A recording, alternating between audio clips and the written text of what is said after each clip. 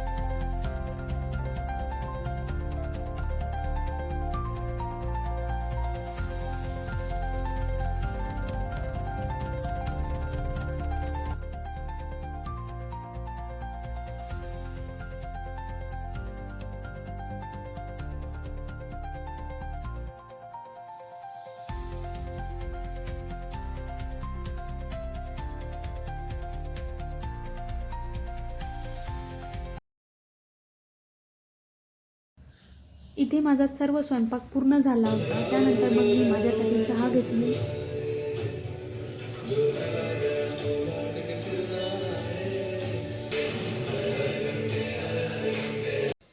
त्यानंतर मग भांडी धुवून काढली, गॅस वगैरे मस्त क्लीन केला, सर्व किचन वाटा स्वच्छ करून मग मी माझा बेड जरा विस्कटला होता, बेड वगैरे व्यवस्थित केला, बेडशीट वगैरे व्यवस्थित लावलं आणि नंतर मग कपडे धुवायला घेतले. आज कपडे जास्त होते त्यामुळे कपडे पटकन भिजू घातले. त्यानंतर समोरची रूम वगैरे क्लीन केली आणि मग नंतर माझ्यासाठी जेवायला घेतलं.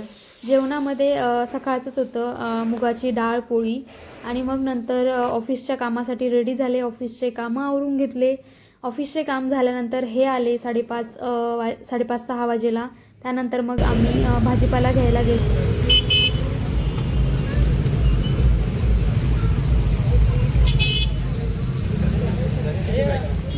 मेथी कशी दिली? मेथी 30 आणि कोथिंबीर दीदी, कोथिंबीर कोथिंबीर घालायला ताई. 150 रुपये पावशेर. ठीक, अर्धा पाव टाका. एवढा भावाला असेल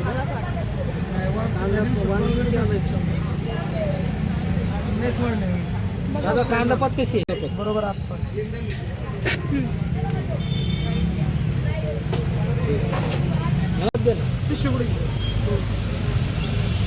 किती झाली ती? 15 आणि 75 90 रुपये.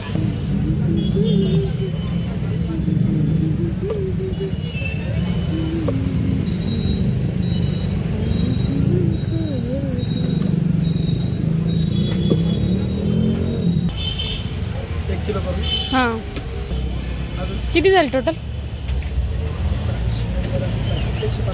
150.